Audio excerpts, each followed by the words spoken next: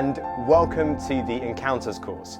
If you're watching this, you're probably doing so as part of a small group at Uterbridge Parish Church, or you might be intending to come to the course in person but you've missed week one and you're catching up. Either way, let me explain a little bit about the Encounters course, what to expect and where we're going in this session. Encounters is a course about life-changing meetings people had with Jesus a long time ago, and how that continues to be possible for us today. It's an opportunity to think about who Jesus is, why he came, and what he's like. Whether if we met him, he's the sort of person that we'd like. And we consider those questions by looking at various encounters with Jesus recorded in the Bible. The way we'll do that is by focusing on one encounter during each session and having 3 looks at each of them, kind of like 3 bites of the cherry. Hopefully you'll have a copy of the handbook. Well, in there you'll find that each session includes a Bible reading and some questions to go with it. The first bite of the cherry is that we'll ask you between sessions to read that encounter in the Bible and consider the questions individually, or perhaps with someone you live with. Then, when we meet together, we'll discuss those questions in our groups. That's the second bite. And thirdly, we'll end each session with a message exploring that encounter. So by having those 3 opportunities to look at the same encounter, the idea is we can go deep and really explore what's going on and how that can help us. In all of this, my desire is to show you the real Jesus. People often have all sorts of assumptions about Jesus, perhaps from school or parents or what they've heard on TV. And sometimes those are accurate, but often they're not. And so I want to invite you in this session and through this course, as much as you're able, to come to the person of Jesus with fresh eyes, to see what he was really like, why he says he came, and what he wants from us. My experience is that when people come to Jesus with fresh eyes, time and time again, people find he is attractive, compelling, and relevant to our lives today. And my hope and prayer is that that will be your experience too. So here's what to expect in this session. In a moment, you'll begin the 4 reflection discussion in your groups. You'll find this on page 6 in the handbook. You might like to turn there now. What you'll find is some quotes, and perhaps ask someone to read those out and who said them. And then there are a couple of simple questions to get you thinking. I'd recommend spending no more than 10 minutes discussing those. Now, just before you do that, let me first say, enjoy yourself. This is a context where you can speak honestly about what you think, where no question is off limits. You're allowed to disagree. No one will be offended by that. Everyone's voice is allowed and respected. So relax, be yourself, have a good time. When you're ready to get going, pause this video and then press play when you're done with that, and I'll tell you what to do next.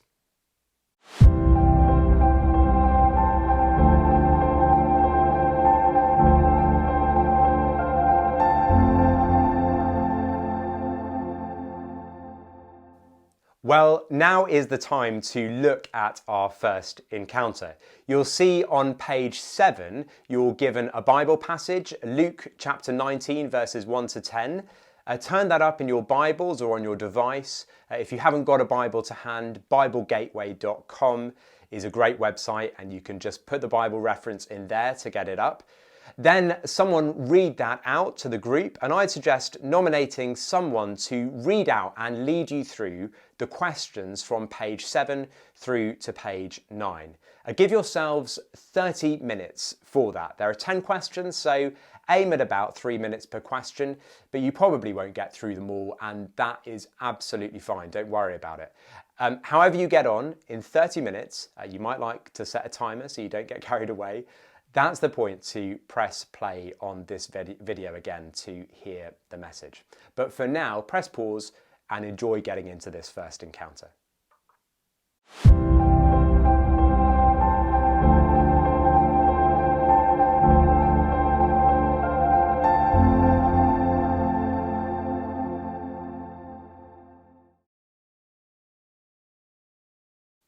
One of the things I love to do at Christmas is to watch the greatest Christmas film of all time. I'm talking, of course, about The Muppet Christmas Carol, starring Michael Caine as Scrooge, tragically overlooked for the Oscars and BAFTAs it obviously deserved. Now, whether or not you've seen it or know the story of A Christmas Carol, you'll probably know about Ebenezer Scrooge, the most hated, tight-fisted, heartless moneylender you could imagine.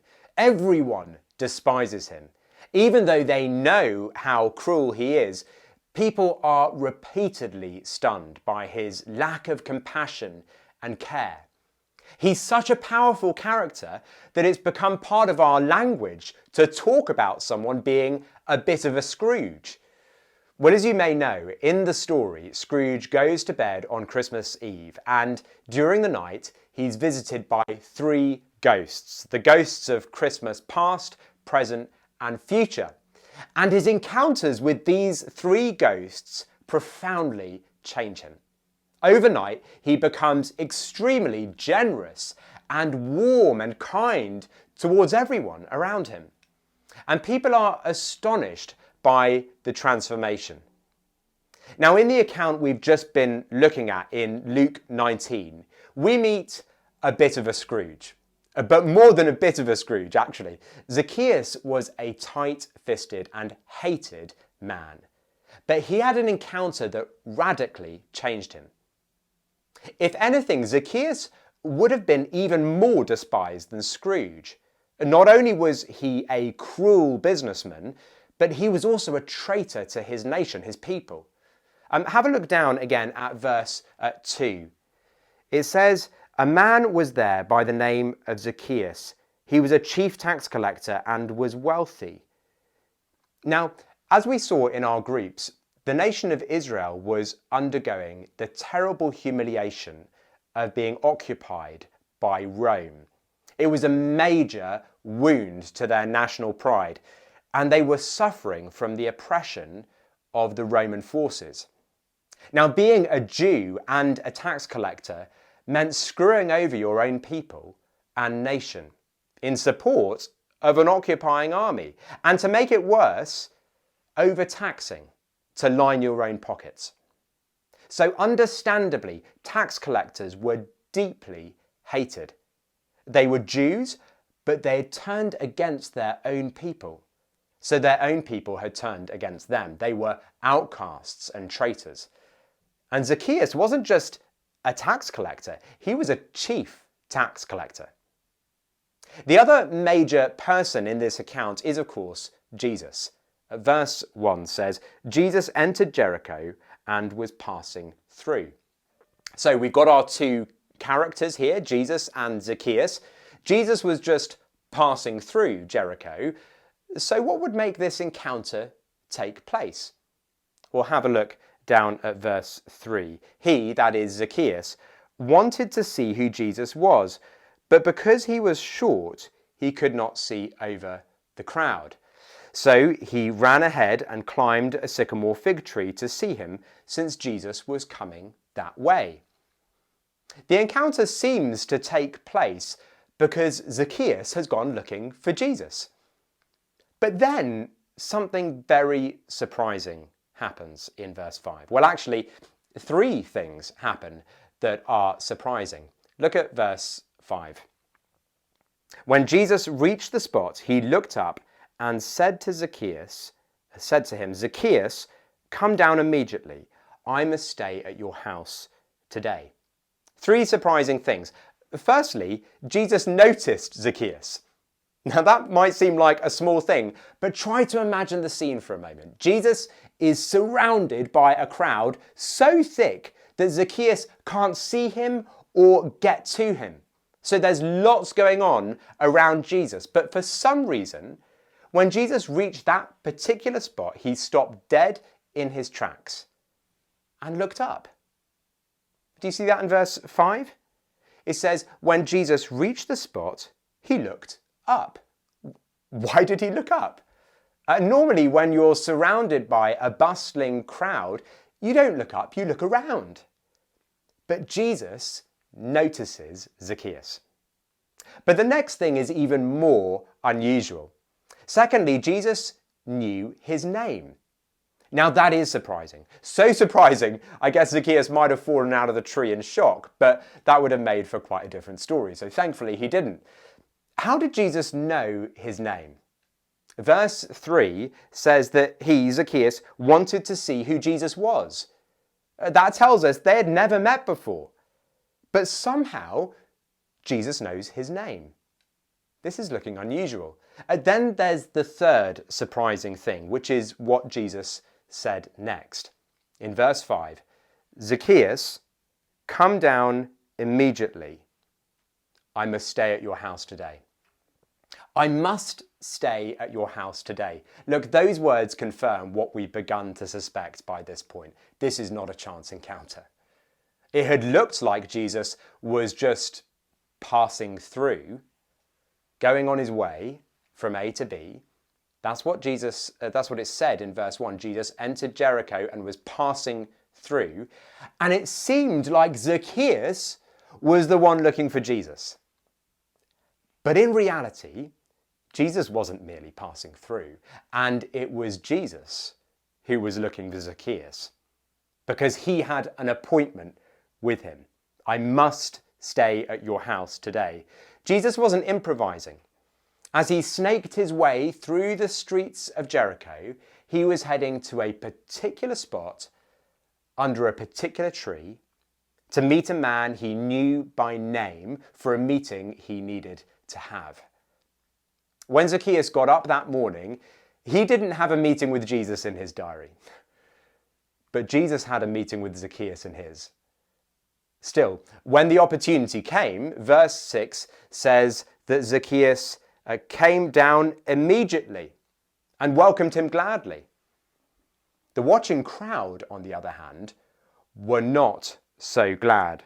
Verse 7 says, all the people saw this and began to mutter, he has gone to be the guest of a sinner. You can kind of understand their frustration, even their anger, can't you? As they look at Zacchaeus, they see a man who has screwed them over repeatedly. How many times had he overtaxed them? How many times had their kids had to skip a meal because Zacchaeus had taken the food money? How many of their relatives had died at the hands of the Roman forces he was supporting? And all this from a guy who grew up on their streets and should have been on their side. It must have left a bitter taste in their mouths to then see Jesus apparently favouring him, walking off with him to go to his home. Now, as you will have discussed in your group, it's reasonable to assume there was a time gap between verses 7 and verse 8. There must have been a conversation between Jesus and Zacchaeus in that time gap, which led Zacchaeus to say what he says in verse 8. And it's striking that we don't know anything about that conversation, because it shows us Jesus didn't want to publicly shame Zacchaeus. You could easily imagine Jesus publicly challenging him, couldn't you? All right, Zacchaeus, stand up in front of everyone. What's that? Oh, you already are standing up. Okay, well, how about you tell everyone what you've done wrong? Go on, admit it, grovel. We're all listening. Let's see how sorry you are. But look, Jesus isn't like that with people. Yes, Zacchaeus is in the wrong. He knows that. Jesus knows that. Everyone knows that. But Jesus isn't interested in publicly shaming or humiliating people. One of the things we're trying to do on this course is to see what Jesus is like with people. If I met him, is he the sort of person I'd warm to?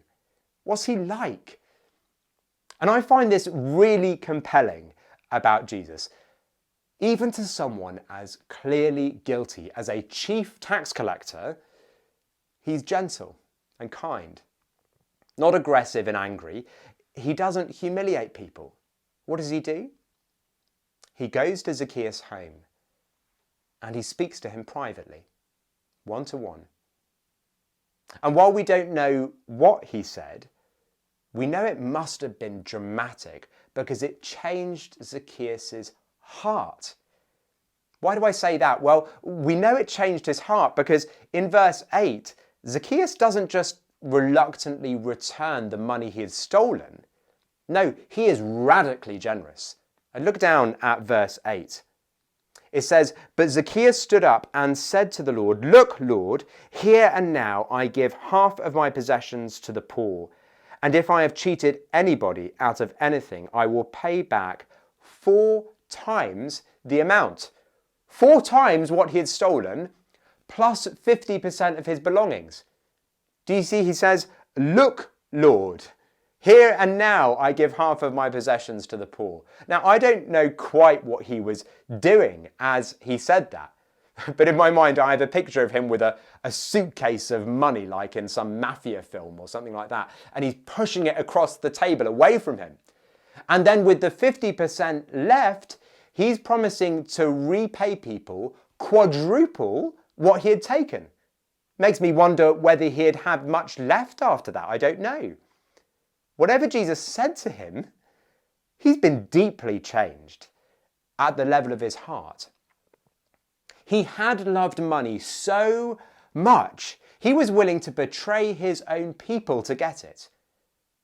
But his encounter with Jesus has changed him so much, he freely gives it away. He doesn't want the money anymore. Something else has captured him. What do you think that was? What Jesus says next is huge for Zacchaeus. Take a look at verse 9. Jesus said to him, "Today salvation has come to this house because this man too is a son of Abraham." You might think, what's the big deal about that? Well, think what life must have been like for Zacchaeus. I know he's the baddie, but still, put yourself into his shoes for just a moment. Imagine stepping out of your front door knowing that everyone you'll meet hates you. He was welcome nowhere, except maybe with some other tax collectors, but that's all. His own people had rejected him. The people he worked for found him useful, but they didn't love him. He was rich, yes, but he had sold his soul to get there. Life must have felt pretty dark for him. Against that backdrop, consider what Jesus says. There's something weird about verse 9. I don't know whether you noticed it. It says, Jesus said to him. So Jesus is speaking to Zacchaeus. But then he says, "Today salvation has come to this house because this man too is a son of Abraham." Why didn't Jesus say, "Because you too are a son of Abraham"? Why, if Jesus is speaking to Zacchaeus, does he describe him as this man rather than you? Do you see the point? The answer is because Jesus wasn't talking just to Zacchaeus. Look at verse 11. It says there, "While they were listening to this." You see, the people were listening into this. Which people? Well, it can only be the same people who were muttering back in verse 7. What's happened is that by this point, the crowd have followed Jesus to Zacchaeus' house. They're standing in the doorway and at the windows, and to them, Jesus says, "This man too is a son of Abraham." Now just try and to follow me on this point, okay? Abraham was the father figure of Israel. And so to be a son of Abraham was to be a true Israelite, one of God's people. So do you see what Jesus is doing? It's almost as though he's kind of putting an arm around Zacchaeus' shoulder and turning to look at the crowd and saying, "This man, just like you, is a true Israelite. So treat him as such, as a brother, as one of your own."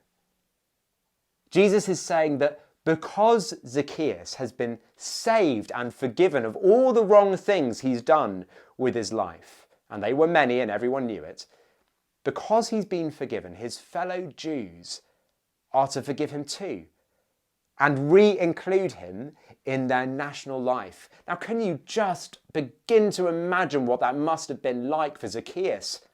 Looking out at all those people who have understandably hated him, to have Jesus stand by him, announce that he's saved and part of God's people again, to a man who'd become used to hatred and exclusion. Jesus spoke words of forgiveness and welcome. Those words must have meant the world to Zacchaeus. And the reason all this has happened, the reason this encounter even took place, is there in verse 10. For the Son of Man came to seek and to save the lost. Jesus had sought him and saved him. A man who was lost, wandering far from God and God's people. He had brought Zacchaeus home. So, Jesus was seemingly passing through Jericho, and there was Zacchaeus, a chief tax collector, who wanted to see him but couldn't get to him because of the crowd. But really, it was Jesus all along who was looking for Zacchaeus. He noticed him, he knew his name, and he had planned to meet him that day. Jesus called Zacchaeus, who responded quickly and gladly. Though Zacchaeus was an outcast, Jesus chose to associate with him and not to publicly humiliate him. Instead, privately speaking to him words that changed him beyond recognition. Jesus spoke words of salvation over a chief sinner and words of inclusion over a hated outcast. And it was for this that Jesus came. He didn't come because he was passing through. He came to seek and save the lost. Those who, like Zacchaeus, are lost in their sin and looking for someone to save them and bring them home. Those who, though they can't get to Jesus, welcome him gladly when he comes to them. There are really two big observations I want you to take away from this encounter. The first is to see what Jesus is like with Zacchaeus. He notices him. He has time for him. He doesn't humiliate him for the things he's done, but he speaks words of salvation and inclusion over him. He is so loving and kind with him. The second observation I want you to take away is this. All along, it was Jesus who was looking for Zacchaeus, so he could save him and bring him home. He came to seek and save the lost. Before we finish, I want to share with you a story which I've put in the handbook. You can follow along as I read it. Let me just get it in my copy here. You'll find it on page, let me give it to you, page 9. Let me just read this for us. The following is a true story of a 13-year-old boy whose school was near the Twin Towers when they were hit and collapsed on 9/11.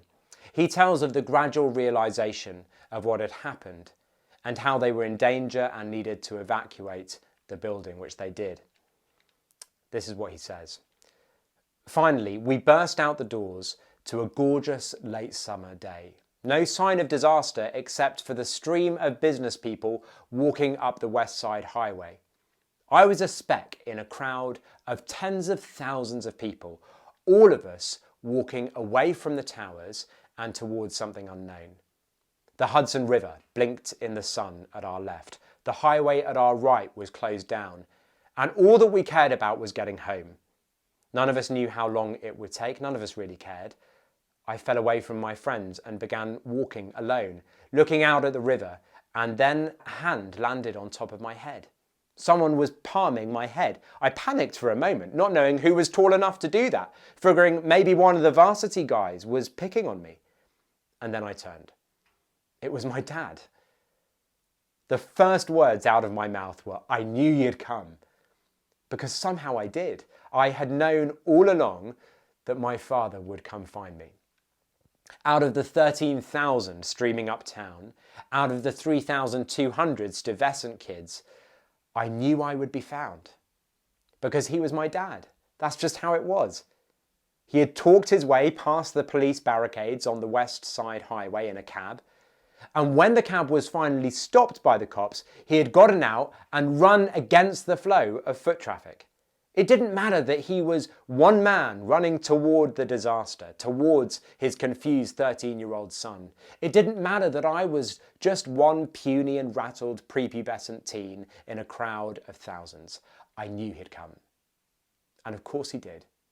He found me, he put his hand on my head, and I looked up. And framed against the brilliant, empty September sky was my dad. He smiled and said, "Hey Nick, how are you?" There were no tears, no shouts of relief. There was a fierce hug, or maybe there wasn't. I can't really remember what happened after I first realised who it was. "Let's go home," he said. We're going to see more about this in the coming weeks. But one of the amazing things about Jesus is that he left the safety of heaven to enter a dangerous world, one in which he'd eventually be put to death on a cross. And he did it to seek and save the lost. When everyone was streaming away from the Twin Towers, there was one man running towards the disaster.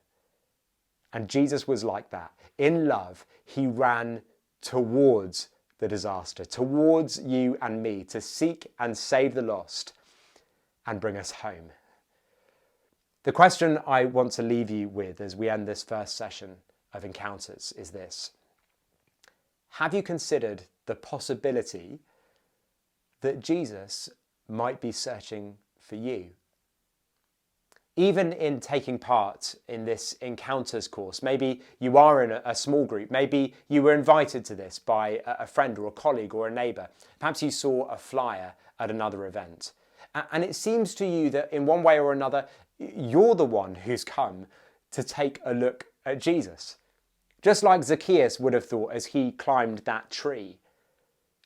But is it possible that even in the series of events that's led to you taking part in this session tonight, that quietly, invisibly, it might actually be that Jesus is searching for you?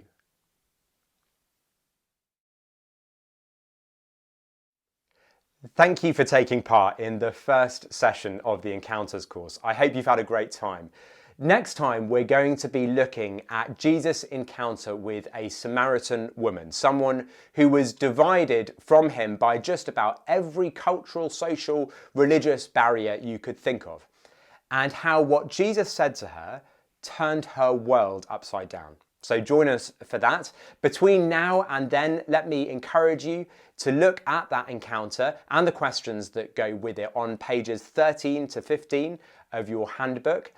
If it would help you to remember your thoughts, why not write them down there in the book, along with any questions it raises for you. And that will help you and your group to really go deep into that next time we meet.